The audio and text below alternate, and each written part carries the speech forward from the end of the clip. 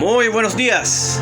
Estamos en una nueva emisión de El Mundo desde el Sur, programa número 71. Soy Raimundo Breguard desde Santiago, Chile, y como siempre con la gratísima compañía de Maximiliano Sbarbi, que está en Buenos Aires, Argentina.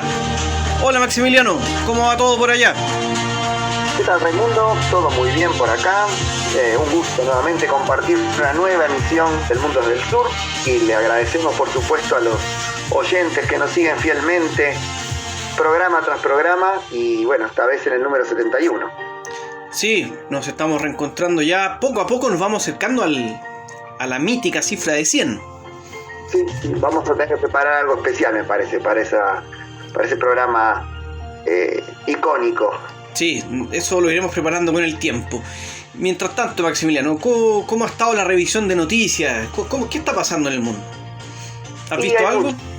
Muchas novedades. Realmente ha sido un fin de semana cargado de noticias buenas, malas, ha habido de todo. ¿Querés que empiece yo o querés empezar vos? Voy a empezar yo, por favor. Solo quería saber si estabas preparado. Por supuesto. Y obviamente lo estabas, como siempre, ¿no? Así es. Bueno, mira, voy a contarte algo sobre lo que pasó en Kenia. Ajá. ¿Te acuerdas qué pasaba ahí o no? Claro, elecciones presidenciales bastante importantes, porque el presidente no podía ser reelecto, ¿no? Exactamente. Teníamos esta elección presidencial con apenas 4 candidatos, y en el cual se enfrentaban William Ruto y Raila Odinga. El segundo había apoyado al actual presidente, Uhuru Kenyatta, en una relación bastante extraña porque antes fueron opositores, y él en cierta medida era una especie de continuismo. Después de 6 días, porque aquí los votos se van dando poco a poco, después de 6 días ya se estableció que el vencedor fue William Ruto, que obtuvo el 50,49% de los votos versus el 48,85% de Odinga. Bien. Es ¿cómo plantearlo?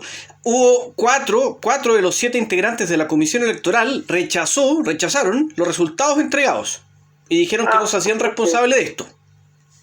¿Por qué hicieron eso? Porque consideraban que habían cosas que se habían violado ciertas mínimos de seguridad en el proceso electoral.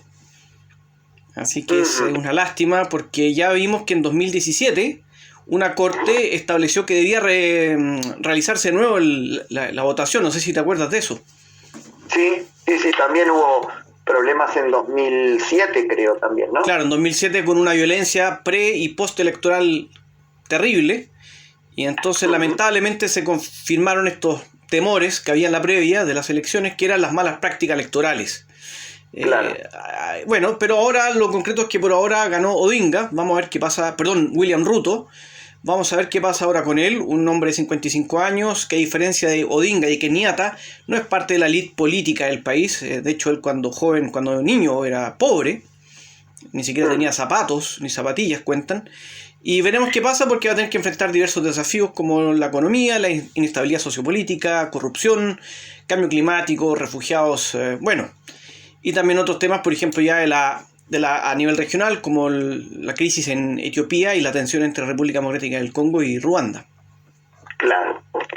Yo estaba leyendo que Ruto viene un poco a romper la lógica de reparto del poder en etnias, como sucede en Kenia desde la independencia, y quiere repartir el poder socialmente, entre clases sociales, no entre etnias, o como otro recorte de la sociedad keniata. En cambio, Odinga quería mantener la misma estructura que viene sucediendo en Kenia, que es el reparto en distintas etnias. Por eso es interesante lo que nombrás, que no pertenece a la élite política, viene de otro estrato social también.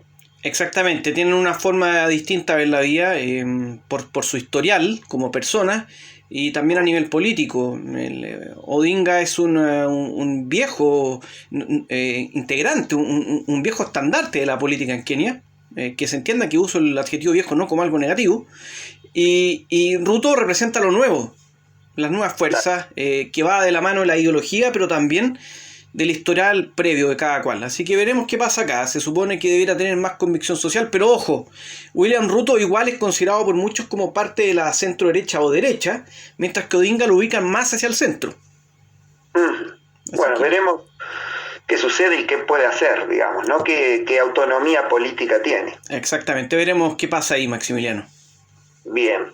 Bueno, yo estuve siguiendo las marchas que hay en Brasil, varias marchas de sindicales, estudiantiles, una marcha de mujeres, todas en contra del presidente Jair Bolsonaro, principalmente porque Bolsonaro dijo que se prepara un fraude en las próximas elecciones presidenciales del 2 de octubre, se prepara un fraude contra él porque dice que no confía en el voto electrónico, que es manipulable, según Bolsonaro. O sea, es muy probable que no reconozca los resultados si en primera vuelta llegase a perder, ¿no? Sí, estas declaraciones a mí nunca me gustan, Maximiliano. Es por un lado, se presta para que uno piense que se está poniendo el parche a la herida, ¿no es cierto? Y por el otro lado, es como poniendo en duda la institucionalidad del país. Entonces me parece que no corresponde.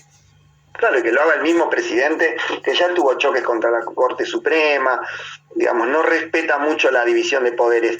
Y las mujeres marcharon porque Bolsonaro fue el que menos presupuesto destinó a la lucha contra la violencia hacia la mujer. Recordemos el asesinato, que fue un asesinato político, pero también no deja de ser un asesinato contra una mujer de Marielle Franco, una dirigente social, en los cuales están seriamente implicados los hijos de Bolsonaro. Hay conexión bastante directa, entonces la justicia sigue investigando, pero sucede esto. Y para poder ganar la elección, Bolsonaro inyectó 7.700 millones de dólares en programas de ayuda social para que mejoren los indicadores económicos y llegar al 2 de octubre con una mejor imagen. Estaremos siguiendo esto claramente y obviamente hablaremos cuando se realice esta elección presidencial, que es muy esperada acá en la región. Yo obviamente voy a hablar de otra cosa, nada que ver. Resulta que hace unos días atrás ya, esto igual la semana pasada, en realidad antepasada, el 6 de agosto se reunieron Recep Tayyip Erdogan, presidente de Turquía, y Vladimir Putin, su par, pero ruso, su par ruso. Ambos firmaron un memorándum de entendimiento y palabras textuales, que para ellos esto representa, es una hoja de ruta para el comercio y las relaciones económicas entre ambos países. Ellos apuntan a alcanzar los 100.000 millones de dólares en comercio. Sí. Y además con un volumen comercial equilibrado entre ambas partes, poniendo énfasis en la agricultura, el comercio, la energía y el turismo. Sí, es impresionante pese a que son rivales políticos en Libia, en Siria, en muchas otras partes, tienen una dependencia económica y comercial muy grande y la están ampliando, por lo visto. Lo vimos en el famoso asunto de las exportaciones por el Mar Negro, ¿no es cierto? Al final claro, los dos terminaron cediendo porque claro, Rusia necesita exportar y Turquía también gana en este proceso de paso, de exportaciones de bienes a través de sus aguas territoriales o sus puertos. Claro, ahí el estrecho, el mar de Mármara, que separa el mar Negro del mar Mediterráneo, si no me equivoco, ¿no? Y ahí pasan los barcos extranjeros por aguas turcas. Exactamente, así que vemos cómo estos dos países siguen, dos países que muchas veces tienen relaciones, en el caso de Rusia ya los conocemos, pero Turquía también a veces tiene sus fricciones con Occidente, especialmente con Europa. Entonces es interesante ver cómo se van moviendo las alianzas. Como tú dices, son oponentes en algunos lugares, pero igual en otra dimensión o en otra velocidad tienen la integración y la cooperación económica. Claro, pero no solo con Europa, acordate con Estados Unidos, sobre todo el Partido Demócrata, que fue el que orquestó o ayudó a que se orquestara un golpe de Estado contra Erdogan. Exactamente. Antes de que Obama dejara el poder, entonces siempre hay mucha fricción con los demócratas. Exactamente, así que bueno, veremos qué pasa aquí y seguiremos, como siempre, de cerca este asunto. Bien, yo no me fui de América del Sur, tengo otra noticia que me interesó para compartir con los oyentes. Resulta que Argentina, Bolivia, Ecuador y México llamaron al diálogo político en Perú porque está habiendo una tensión muy grande entre el presidente Pedro Castillo y el Congreso, que es abiertamente opositor, donde domina el fujimorismo, aliados con otros partidos de derecha, porque la Fiscalía de Perú volvió a abrir una investigación en contra de Castillo por presunta corrupción. Es la sexta investigación que se inicia contra Castillo. Días atrás fue detenida su cuñada, Jennifer Paredes, también acusada de beneficiarse de contratos con el Estado. También el Congreso prohibió que Pedro Castillo viajara a Colombia para asistir a la asunción del nuevo presidente Gustavo Petro. Fue una cuestión caprichosa, digamos, porque un país limítrofe de Perú, como lo es Colombia, es una cuestión de buenas relaciones, protocolar, que el presidente asista. Entonces, bueno, se ve que no les gusta la ideología política de Petro, pero bueno, es su vecino y tiene que haber buenas relaciones, me imagino, ¿no? Exactamente. Es de esperar que lo de Perú evolucione en forma positiva, porque increíble lo que ha pasado con el presidente Castillo, o sea, y lo que ha pasado hacia atrás con otros ex mandatarios. Recordemos que incluso ha habido presidentes peruanos que se suicidaron ante la posibilidad de llegar a la justicia, como el caso de Alan García, y han salido también con muchas polémicas mucho antes Fujimori y después Ollantumala. Exacto, sí, también Toledo. Toledo también fue un caso aparte. Sí, es verdad que está bien que se investiguen los hechos de corrupción de los presidentes, pero yo veo que Perú está dentro de una trampa muy difícil de salir, que es el Congreso hace muchos años que no deja gobernar a los presidentes. Recordemos, también tuvo que renunciar Pedro Pablo Kuczynski, hay una lista enorme de expresidentes asediados por el Congreso, pero también, por un lado, es legítimo y está muy bien que la justicia los investigue, pero yo creo que el Congreso se está tomando algunas atribuciones, está salteando su poder legislativo y tomando algunas atribuciones judiciales y hasta caprichosas, como no dejarlo viajar a Colombia, ¿no? Sí, y esto ha generado que esté en el debate fuertemente el tema de un eventual referéndum para preguntarle a la gente si quiere volver al sistema bicameral del Congreso. Claro. Y que es lo mismo que se debate en Chile para la nueva constitución.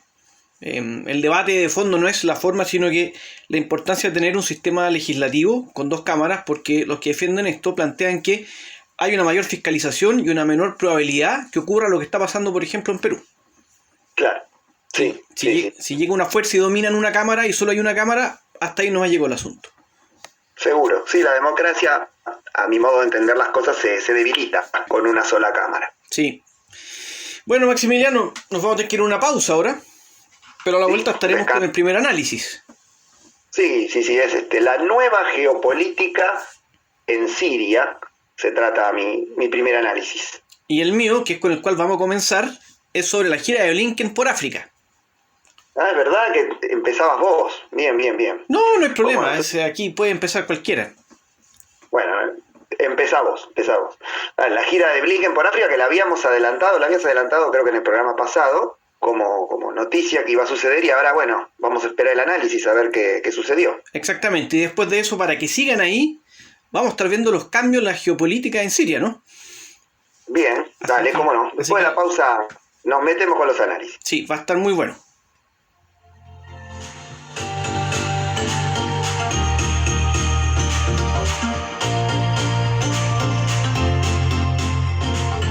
Seguimos en El Mundo del Sur, programa 71, y bueno, estamos ansiosos por saber qué sucede con la gira del ministro de Relaciones Exteriores de Estados Unidos, Blinken, por África, tras la gira de el canciller ruso, ¿no? Está queriendo recuperar un poco de terreno, ¿es así? Exactamente, vimos en las semanas previas y en los programas previos del mundo del Sur la visita que menciona Maximiliano, también la visita del presidente de Francia por África. Sí. Así que en este contexto, Anthony Blinken, el ministro de Relaciones Exteriores de Estados Unidos, visitó Sudáfrica, la República Democrática del Congo y Ruanda. Hay que recordar que el 2021 Blinken ya había viajado a Kenia, Senegal y Nigeria. Ajá. destacando en aquel entonces que esos tres países cumplían con un mínimo nivel de democracia o democratización. Sí. Como tú dijiste recién, la visita de Blinken está obviamente marcada por la lucha que hay entre Estados Unidos, China y Rusia, por la influencia de estos países. En el caso de Rusia, la presencia, especialmente militar, y tratándose de China, más bien el asunto comercial. Sí, seguro. Si bien Blinken ha negado que acá hay una competencia, todos entendemos que sí lo hay. Claro, no le creemos a Blinken acá. Y acá hay una competencia entre esos tres grandes poderes, Estados Unidos, China y Rusia. Y hay otros actores que ya hemos mencionado, pero yo creo que los tres grandes son esos, y podríamos incluir a Francia también, me parece. Claro, que ya está de capa caída, y por eso que Francia también, el presidente viajó hace poco, porque históricamente estamos ya yéndonos varias décadas atrás. Reino Unido y Francia eran dos países con una fuerte influencia y presencia en África. Claro, sí, sí. Y han ido perdiendo terreno frente a China, Rusia y también poderes emergentes como Turquía, Arabia Saudita, Emiratos Árabes Unidos, en fin. Incluso Brasil podríamos mencionarlo. Sí. Brasil durante la época de Lula tuvo una gran penetración en África, comercial, principalmente, también de ayuda social. Recuerdo la empresa Petrobras estaba muy presente. No sé ahora si cambió el panorama, pero durante la época de Lula hubo una gran penetración hacia África. Sí, de hecho Brasil a nivel sudamericano es por lejos el país que tiene más vínculos y más profundos al mismo tiempo con África. Está a años luz de los otros estados de la región, y como tú decías, claro, con Lula da Silva se gestó porque él tuvo una verdadera política africana.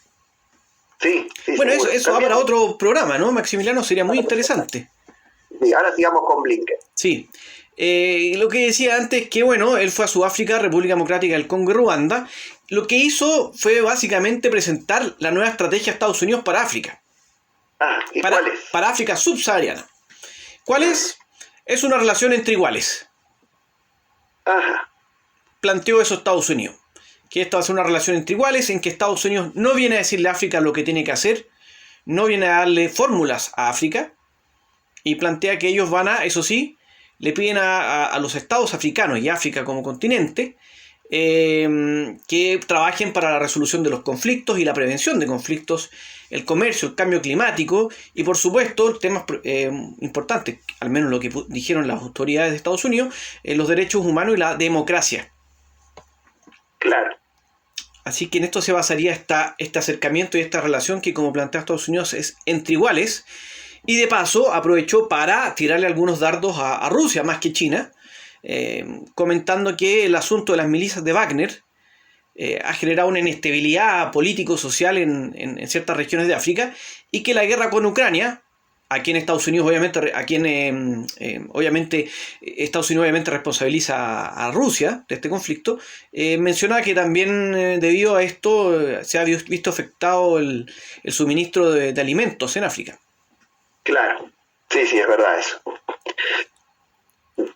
Yo creo que al respecto vamos a ver en los próximos años lo que hemos visto hasta ahora. O sea, estas potencias no se enfrentan derechamente, pero sí están todo el tiempo escribiendo cosas en los medios, en sus países, y veremos en qué avanza África con todo esto, si realmente va a poder avanzar en temas como democracia, derechos humanos, cambio climático, seguridad alimentaria, tensiones regionales y cooperación.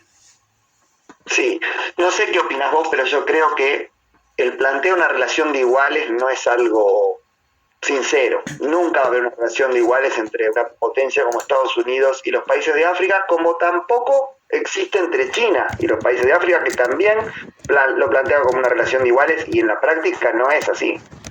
Claro, estamos hablando de potencias versus un continente que como tal, si lo sumamos todos, claro, es un gigante. Pero es un gigante que tiene una integración subregional más que regional. Es un continente en el cual todavía hay estados que tienen conflictos entre ellos. O sea, no hay un mercado común. De hecho, se está trabajando en eso con el área africana continental de libre comercio, que es el AFC, FTA, que es sería el acuerdo económico más grande del mundo, incluiría los 54 países de África, pero eso todavía está recién empezando. Claro. Entonces, claro, la igualdad yo me imagino que es con lo que ellos plantean, que no vamos a venir a decirles lo que tienen que hacer, no les vamos a meter tropas militares si es que ustedes no lo piden. Me imagino que va por ahí el asunto. Sí, igual sigo pensando que no deja de ser un eufemismo, porque te digo cuál es mi postura. Yo creo que tener relaciones comerciales o diplomáticas con países tan dependientes, no solamente económicamente, sino países muy poco industrializados en general, que aportan al mundo materias primas y no productos manufacturados, reciben a cambio productos manufacturados, con lo que la balanza comercial se tuerce a favor del más poderoso, en este caso Estados Unidos. Claro. Por otro lado, unas deudas externas con el FMI, con el Banco Mundial, con organismos multilaterales de crédito en los cuales Estados Unidos es uno de los principales socios, siempre va a condicionar las políticas soberanas de los países africanos, como sucede con América Latina. Entonces, hablar de igual a igual no deja de ser una frase que le va a sonar bien quizás a la opinión pública, en contra de Rusia quizás, pero no, en la práctica no se puede dar eso. Yo estoy de acuerdo con lo que tú planteas en el fondo, o sea que evidentemente se trata de una relación asimétrica. ¿Ya? O sea, por donde se le mire. Yo creo que el desafío, y supongo que a eso apuntará Estados Unidos, es que sea una asimetría virtuosa, o más bien una asimetría que genere beneficios para ambas partes. O sea, tú me vendes tus productos y yo te los voy a comprar.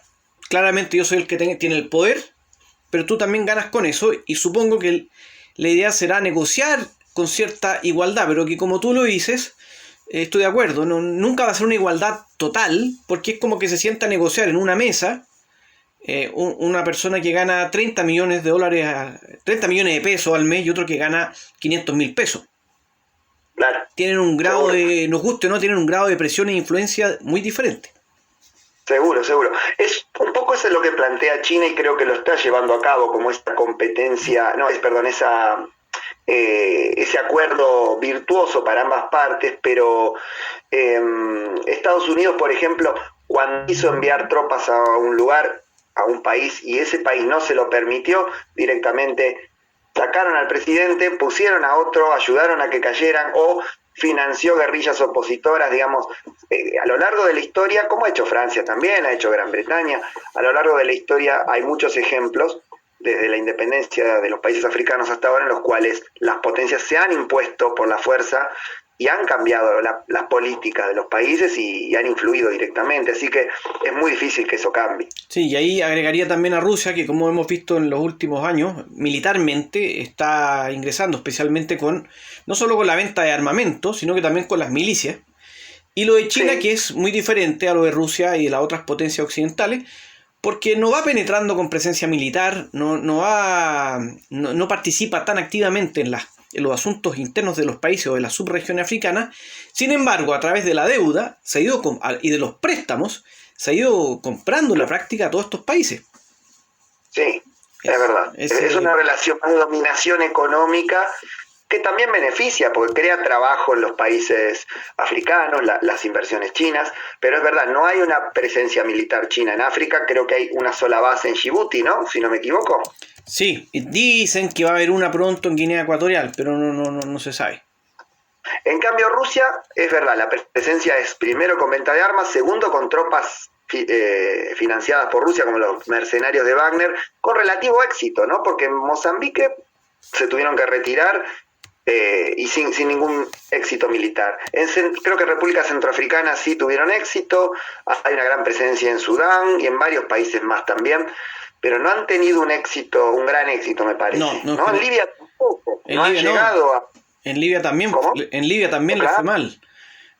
Claro. No tiene tanto éxito militar Rusia. Le iba mejor vendiendo armas, me parece. Le va mejor vendiendo armas. Así que eso es algo que se tiene que analizar. Y lo mismo estos países, como dije, que se han convertido en verdaderos prisioneros de la deuda que tienen con China. Entonces, esta estrategia de China del win-win, que fue muy alabada por África en general, con el paso de los años empezó a encontrar algunas voces disidentes que decían: atención con los préstamos. Claro. Así que estaremos Claro. viendo aquí cómo se mueven estas potencias. Como lo mencionamos antes, no solo Estados Unidos, China y Rusia, sino que también las potencias emergentes que vienen de sectores en algunos casos cercanos, como los países del Consejo de Cooperación del Golfo, especialmente Qatar, Emiratos Árabes Unidos y Arabia Saudita, y cómo lo va a hacer Francia y Reino Unido para recuperar el terreno perdido, si es que piensan que lo pueden recuperar. Claro, claro. Habría que ver eso. Sí, sí, muy interesante. Y no nos olvidemos de India también. Es verdad, es verdad. Sí, sí, podríamos un día hacer un análisis sobre la presencia de India en África. Sí, estaría muy bueno. Así que ha sido un tema muy interesante, Maximiliano, pero nos iremos a la pausa ahora. Vamos a seguir de cerca, no solamente porque nos gusta, sino porque a los oyentes también les interesa por algo, nos insisten con que hablemos de estos temas. Sí, y ahora descansaremos unos segundos y luego estaremos con el tercer y último bloque y por ende el análisis de Maximiliano. Sí, ahora sí, los cambios geopolíticos en Siria después de la pausa. Muy interesante.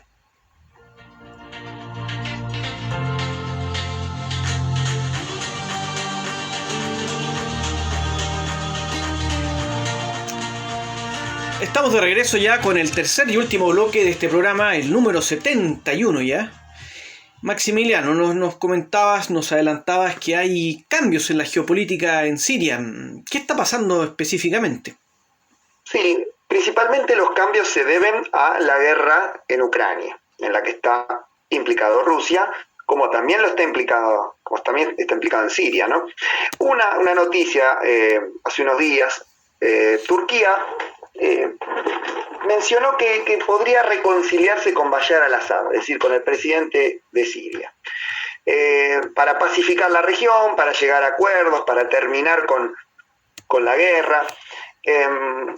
Eso cayó muy mal en el noroeste sirio, que está ocupado por tropas rebeldes, mercenarios protegidos por Turquía, que luchan contra Bashar al-Assad, porque ahí hay un poder paralelo, ¿no? En el noroeste de Siria, como ya dije, apadrinado por Turquía. No les cayó bien esta reconciliación, o supuesta o posible reconciliación con Bashar al-Assad, quizás porque pierden algo de poder. Hay que ver qué hay ahí detrás. Entonces, ese es uno de los primeros cambios.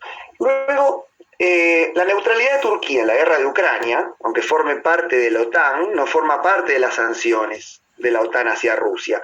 Entonces, como país neutral, Turquía pudo firmar, con Rusia todo esto que nombrabas en las noticias, ¿no? Este acuerdo de $100.000 millones, y además lo que permite que, como es un país neutral y permitió que salieran los barcos petroleros, los barcos con cereales de Ucrania hacia que pasara por el territorio turco. También Rusia esa neutralidad se le agradece, relajando las operaciones que Turquía está haciendo desde hace años contra los kurdos en el norte de Siria. Recordemos que el principal enemigo de Turquía son los kurdos, sí, que tienen en su territorio, los kurdos en Siria, los kurdos en Irak. Esos son los principales enemigos de Turquía. Entonces, mucho más que Bashar al-Assad en Siria. Entonces, recordemos que, no sé si te acordás, que en la época de Trump, creo que fue 2018, 2019, Turquía, Estados Unidos retiró las tropas del norte de Siria, y entonces Turquía pudo avanzar y ejercer una operación militar contra los kurdos. Los kurdos se vieron abandonados por Estados Unidos y los dejaron a merced de los turcos. No sé si te acordás de eso. Sí, claro, los kurdos tuvieron un rol importante en la guerra en Siria, pero como tú dices, en la medida que fueron útiles, como suele suceder en todos estos conflictos. Claro, así es. Bueno, Rusia está preparando algo similar. Le está agradeciendo la neutralidad turca en la guerra con Ucrania, mirando hacia un costado cuando los turcos decidan ejercer otra operación militar contra los kurdos. Pero los kurdos son una pieza importante, como bien decías, para Estados Unidos, porque Estados Unidos tiene ocupado el territorio, creo que si no me equivoco, de 2015 o más o menos 2015, con la excusa de luchar contra el Estado Islámico, y ocupó los territorios petroleros del norte y noroeste de Siria. Y con ayuda de los kurdos, que también se encuentran en esa región, están robando más del 80% del petróleo que produce Siria, todo esto según el Ministerio de Economía sirio, en camiones hacia Irak, hacia el Kurdistán iraquí, con ayuda de los kurdos, ¿no? Pero, Maximiliano, un paréntesis, perdón. ¿Qué tan confiable pueden ser estas cifras que la entrega un organismo oficial, pero recordemos que no hay una democracia en Siria? No, es verdad, no hay una democracia, pero el territorio que ocupa Estados Unidos en Siria es territorio petrolero, eso no hay dudas de eso, pero el porcentaje no lo sé. El porcentaje Perfecto. Es el que se maneja oficialmente en Siria, que puede ser cifras manipuladas. Pero no hay dudas de que el sector, la mayor parte de la región petrolera de Siria está ocupada militarmente por Estados Unidos. Y según el gobierno sirio ejerce un robo silencioso con complicidad de los kurdos hacia Irak. Digamos, no lo he podido constatar, pero no hay duda de que la zona petrolera, la mayor parte, está ocupada militarmente desde hace muchos años por Estados Unidos.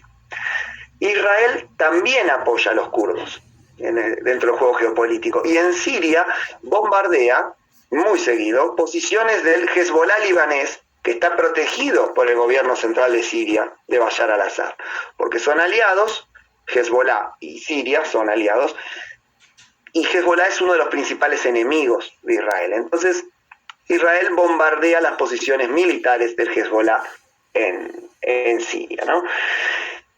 Hablando del Kurdistán, el Kurdistán iraquí en un momento fue parte de un proyecto de independencia apoyado por Israel y Estados Unidos para suplir la demanda de hidrocarburos europeos que no dependan tanto del monopolio ruso. Entonces iba a ser uno de los principales proveedores de gas y petróleo hacia Europa. Lo que sucede es que habría que hacer varios oleoductos y gasoductos que no están construidos, tendrían que atravesar Siria, tendrían que atravesar Turquía, digamos, era muy, muy complejo el Kurdistán, tendría que atravesar varias zonas bastante complejas, por eso aún no se ha podido implementar, pero hubiese sido una buena alternativa para Europa si no quería seguir dependiendo del monopolio ruso. Además que una cosa, Maximiliano, me imagino que algo habrá modificado todo esto, lo hemos analizado en otros programas, todos los proyectos que hay de distintos países que pasan por esta zona de Medio Oriente y del Mediterráneo Oriental. Entre ellos hay diversos proyectos de gasoductos, y me imagino que eso eventualmente hará que proyectos que pasen por este territorio de Turquía queden fuera. Claro, exactamente. Sí. El año pasado Rusia permitió que Israel atacara objetivos militares de Hezbollah en Siria.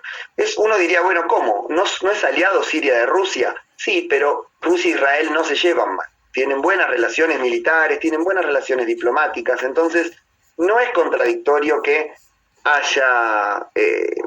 haya una lógica de aliado, enemigo, que se cumpla a rajatabla. Además me imagino, perdona Maximiliano, me imagino que habrá también alguna relación histórica, porque hay muchos israelíes judíos de origen ruso. No sé si hay un nexo también a nivel político a partir de eso, no lo sé. No lo sé yo tampoco, pero sí es verdad lo que decís, hay muchos israelíes que descienden de rusos, claro. Sí, es verdad. Bueno, para finalizar este tema de los cambios geopolíticos en Siria y de la compleja red de relaciones geopolíticas y diplomáticas y militares que hay en la región y sobre todo en Siria, quería mencionar que Rusia controla la costa del Mediterráneo, ahí va a alojar su flota del Mar Negro en caso de no recuperar Crimea, y que recordemos que Rusia, mucho antes de tomar Crimea en 2014, le alquilaba el puerto de Sebastopol a Ucrania para alojar su flota del Mar Negro. Tenía como segunda opción alojarla en el Mar Mediterráneo, en las costas de Siria. Por eso las costas del Mediterráneo sirio están controladas por Rusia, y también el eje Damasco-Homs, Hama y Alepo, que era la antigua capital rebelde, donde se gestó la guerra, bueno, las protestas contra Bashar al-Assad, que recordemos que siempre digo, hay cables de Wikileaks que demuestran que esta fue una guerra impuesta, apoyada por Hillary Clinton para la seguridad de Israel, porque Hillary tenía miedo que si Israel atacaba a Bashar al-Assad, se metiera Irán a defenderlo como enemigo de Israel y hubiese una gran guerra regional, entonces prefirió sacar del poder o intentar ayudar a sacar del poder a Bashar al-Assad con una guerra civil, aprovechando estas protestas que empezó a haber en 2011 por una mejor democracia, por la suba de los precios de los alimentos, que también apoyaban las monarquías del Golfo. Fueron protestas legítimas que fueron muy reprimidas, brutalmente reprimidas por el gobierno de Siria, pero a los 4 o 5 meses de que comenzaron las protestas se empezaron a ver cosas bastante raras y sospechosas, con una capacidad de fuego de los manifestantes bastante potente y letal, cuando volaron varios edificios gubernamentales. Y yo pensé, como muchos analistas, acá hay algo que viene del exterior. Si bien las protestas son legítimas, acá están siendo apoyadas. Y bueno, no hay duda que tras 11 años hay ejércitos mercenarios en los cuales han participado varias potencias regionales como Turquía, Qatar, Arabia Saudita, apoyo financiero de Occidente, y del otro lado tenemos a Rusia, Irán, apoyando al gobierno de Bashar al-Assad, también el Hezbollah del Líbano. Así que bueno, esta es la compleja trama geopolítica de Siria y estas novedades que hubo de la posible reconciliación con Turquía y de la vista gorda que hace Rusia ante una incursión turca en el norte contra los kurdos, ¿no? Sí, yo creo que en estos conflictos, en países como Siria, lo vimos en Libia también, en Afganistán mismo, que son países que muchas veces no son tan poderosos como los más grandes, pero que son relevantes por su ubicación estratégica, por su relevancia geopolítica. Finalmente, en estos conflictos que comienzan en forma interna, normalmente aparecen todos los demás interesados en esta región, ya sea Estados Unidos, ya sea Rusia, los dos, China, Europa, las potencias regionales también. Y al final, claro, se va mezclando todo. Yo lo que sí pienso es que Bashar al-Assad cometió el mismo error de Muammar al-Gaddafi, que no supo interpretar que había un descontento genuino en la población y tendría que haber dejado el poder, en mi opinión. Que es lo que hizo, por ejemplo, lo que hicieron Ben Ali en Túnez y también Mubarak en Egipto. Digamos, no es que sean buenos samaritanos, sino que obligados por los militares incluso, dejaron el poder y bueno, pero al menos evitaron lo que terminó ocurriendo en países como los que mencioné, como Siria y Libia, donde hasta el día de hoy hay un enfrentamiento entre libios y entre sirios. Sí. Yo no sé qué hubiese pasado en caso de que por ejemplo, Bashar al-Assad hubiese dejado el poder o Gaddafi hubiese dejado el poder. Yo creo que ya se estaba gestando en la región, además del descontento legítimo, se estaba gestando la mal llamada primavera árabe, cambios de gobierno favorables a Occidente en muchos casos. No incluiría la experiencia de 2 años de los hermanos musulmanes en Egipto, pero digamos, tanto Ben Ali como Mubarak, o sea, Ben Ali de Túnez y Mubarak de Egipto, tenían el apoyo de Occidente hasta que comenzaron las protestas. Ben Ali tenía el apoyo explícito de Francia, que Sarkozy hasta envió tropas para protegerlo. Luego le quitó el apoyo cuando vio que se venía una gran ofensiva de la OTAN sobre esa región, principalmente en Libia. Pero en cambio Bashar al-Assad y Gaddafi no eran bien vistos por Occidente. Entonces quizás ahí hay una diferencia, pero es muy difícil de establecer qué hubiese pasado. Sí, no se puede saber, no se puede hacer, es algo contrafáctico, ¿no? Sí, yo lo que uno no puede saber qué hubiese pasado.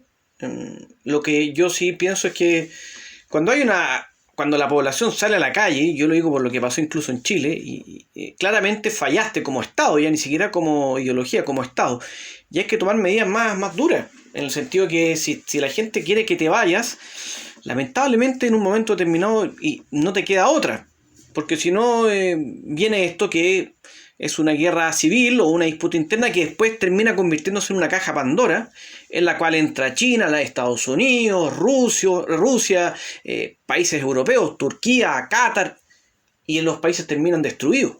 Ese es el problema. Claro. Sí. Sí, se podría haber evitado estos más de 400.000 muertos que hubo en Siria, pero bueno, no sabemos qué hubiese pasado, sí. Pero la verdad, este derramamiento de sangre ha sido doloroso. Sí, es terrible, mucha gente que muere y al final con las élites de cualquiera sea el país, de cualquiera sea la ideología, viviendo bien, finalmente. Seguro, sí, sí. Maximiliano, lo vamos a tener que dejar hasta aquí, eso sí. Bueno, como no, vamos a dejar descansar a los oyentes hasta la próxima emisión. Esperamos que les haya interesado el programa. Como siempre les decimos, suscríbanse al canal de YouTube El Mundo desde el Sur, compartan en las redes sociales si les gustó el programa y pueden seguir dejándonos sugerencias y comentarios sobre distintos temas que tratamos o que pudiésemos tratar, llegado el caso, si ustedes lo recomiendan, ¿no? Así es, así que los dejamos invitados para el programa de este jueves. Maximiliano, que tengas una excelente semana. Bueno, un gusto, Raimundo, hacer el programa con vos y lo mismo para vos y para los oyentes. Hasta pronto. Muchas gracias, hasta la próxima.